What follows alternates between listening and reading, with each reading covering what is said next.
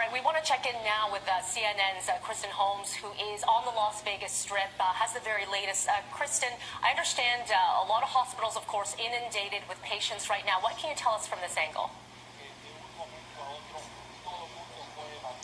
Good morning, Melanie. Well, actually, it's interesting that you asked that. A friend of mine is a surgeon in a private practice, and he says that people are being called in. They essentially ordered an all-call, put out an all-call for anyone that could help, because you're looking at more than 200 people that are injured, and these gunshot wounds, these make people in critical condition, that they need blood, they need surgery. And so they are calling in doctors who are not on call, who are from the surrounding area, for any kind of help that they can get.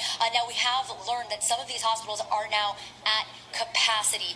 They are bringing people all over the area, all over the city of Las Vegas, just trying to get people in. We also know that some of these hospitals are on an intense security lockdown in some way. It's not entirely a lockdown, but they are making people go through intensive security to get inside. Now, this is normal for a mass casualty event. Even though the active shooter has been killed, they do want to make sure there are no second targets. There is no risk to patients that have been transported to the hospital. But one woman saying she was trying to get a hold of a family friend who was inside, but she was unable to get inside the actual building because of this high level of security. We also know that they are asking people to donate blood. We just heard from the Las Vegas Police Department, who is putting out feelers to try to get anyone and everyone to come donate blood. Lots of loss of blood with these gunshot wounds. So this is an ongoing event, and officials are truly concerned that this number, they're using at least 50 because they believe that it could rise. We've seen the video, Melanie, of people taking cover, running down the ground. There were essentially 30,000 people in an open area when this man opened fire on them. You can see people trying to take cover, trying to hide, find anything. We actually heard a witness account from a woman who said she ran out to her car and there were people hiding underneath it. We're hearing accounts from people who opened up their own personal vehicles and brought in people who had been injured, calling 911, trying to find hospitals to take them to. So a lot of people working together here, but this is a truly horrific event. It is being called the worst mass shooting in U.S. history, Melanie. And Kristen, where you are standing right now, how far are you from Mandalay Bay Hotel? So if you look behind me, this is actually the building right there. That building is the Mandalay Bay. I would say it's about a mile, maybe a little bit less. This is, of course, the closest that we can get because of all the emergency response vehicles that have blocked off this area. And this is where the police say right now they are executing a search warrant on the 32nd floor in the room of that 64-year-old Stephen Paddock, trying to find any evidence that will give them an idea of motivation for this act.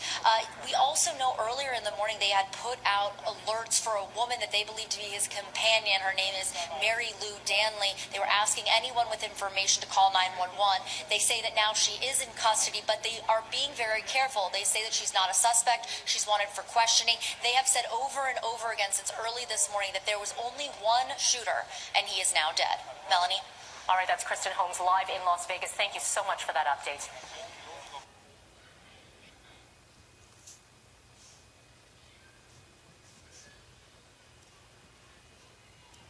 Well, as you say there, obviously all eyes are going to be on that 64-year-old shooter by the name of Stephen Paddock. He's from a nearby town of Mosquito in the state of Nevada. He does not fit the classic profile of the gunman. Normally, and just I've been watching a stream of American TV coverage of this in the last couple of hours, and everybody talks about that, the fact that normally these sort of people tend to be young men in their mid to late 20s at the most, in their early 30s. Certainly his age alone sets him apart. It does appear, according to police, that he was a lone wolf, but again, it's very much in the early hours of what is a developing story. The fact that, they'll need to establish, does he have a psychiatric history? Does he have any association or links with any extremist groups? What was he doing? Given the age he was he employed? Was he retired? Of course, there was a lot of attention focused on his companion, who was later found and police declared not to be associated with the shooting as well. But the shooting itself, the reason why it was so horrific and so powerful was that it was effectively an ambush. This was a man who was up up on the 32nd floor, overlooking the scene of this concert. It had been the closing performance for a 3-day event, and as a result could not be got to until, having said that, it was extraordinary speed by which the FBI and the SWAT teams managed to move in, but it meant he was unimpeded, and that is why so many people were shot at, were either killed or injured. And the other thing being, of course, the security, is all the security for the event itself was focused on those heading into the concert, not obviously those who were in any of those neighbouring or overlooking buildings. Now, the US sadly has experienced many mass shootings, and often, for the notable ones at least, the debate on gun laws is reignited. Do you think there'll be a willingness to do something after this, the deadliest in US history? Once again, here we are, Claire. How many times have you and I been on set and talked about what will the US and authorities do in the wake of yet another gun shooting or massacre? At this point, I just want to bring up some figures that I've just got from an organisation called Gun Violence Archive, which keeps a running tally of the number of shootings. And already in the first 9 months of 2017, we've had 49,479 incidents, of which more than 11,500 people were killed, and that is basically the size of a small town, and more than 23,000 people injured. It is going to thrust US President Donald Trump into yet another fresh test of his leadership. It's, however, extremely unlikely to break the impasse that stymied efforts for stricter gun control since that horrific 2012 shooting at Sandy Hook Primary School in Connecticut. But there's no doubt the President's allies and his adversaries will be looking at him very closely to see how he handles the situation. Let's not forget, as a presidential candidate, he drew widespread criticism by retweeting, or rather tweeting, to a response to the Orlando shooting, where he sort of appreciated the congrats for being right on radical Islamic terrorism. But the other thing to keep into mind is the fact that Nevada has the most relaxed gun laws across the whole country. Its state constitution gives every citizen the right to keep and bear arms for security and defence, as well as for lawful hunting. It also allows people, and this is interesting, to buy a gun without a permit. That itself just shows you the difficulty of this issue, the fact that you're not just talking about a federal-based set of laws, but obviously every state government is going to, if indeed they're wanting to do something about tightening gun laws, are going to have to address this issue as well.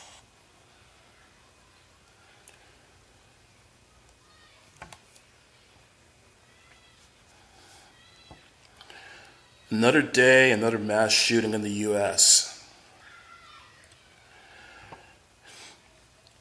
Well, as you just heard that reporter say, Nevada has the most lax gun laws in the U.S. It's a matter of fact, you don't even need a permit to buy a gun in the state of Nevada. What kind of fucked up legislation is that?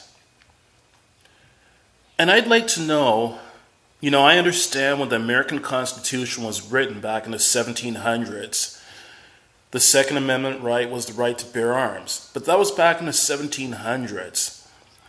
That might have been before they had organized police forces and organized military forces. Why in 2017 do they still have it in their Constitution, the right to bear arms? I think they need to rewrite that Constitution and take out that Second Amendment right to bear arms, number one. And number two, they really need to step up their gun laws. They should be anyone with a criminal history, anyone who has criminal convictions should not be allowed to own a gun in the U.S. And they should also be doing mental health assessments on people as well, too. Anyone that shows any signs of mental illness should not be allowed to own a gun in the U.S. I know that stiffer gun laws are not going to eliminate murders. I live in Canada. We have very stiff gun laws here, and we still have murders. The difference between Canada and the U.S., though, is that we have a lot less murders than the U.S. does. You just saw those figures. We're only 3/4 of the way through the year, and the U.S. has already had 11,000, over 11,000 murders involving the use of guns. We don't even know what their full murder rate is involving knives and other weapons.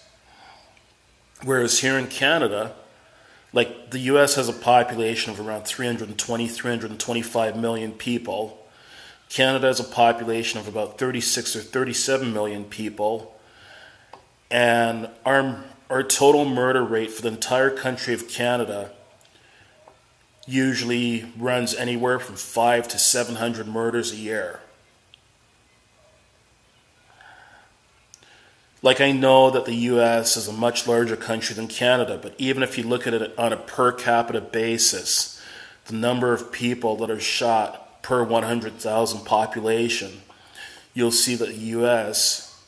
has had much higher, not just much higher numbers, but a much higher rate of shootings than Canada does. Yeah. I don't have any faith in Donald Trump that he's going to stiffen gun laws at all. I don't like Donald Trump as a president, and if I was able to vote in the U.S. election, I would not have voted for Donald Trump. But, so I don't have any faith that he's going to stiffen gun laws. But until the U.S. stiffens their gun laws, makes it that criminals are not allowed to buy guns, and people with mental health issues are not allowed to buy guns, well, they're going to continue to have these kind of things. Even with stiffer gun laws, yes, I know that they will still have shootings. But I think a good place to start is by stiffening your gun laws if you want to reduce the amount of violence that takes place.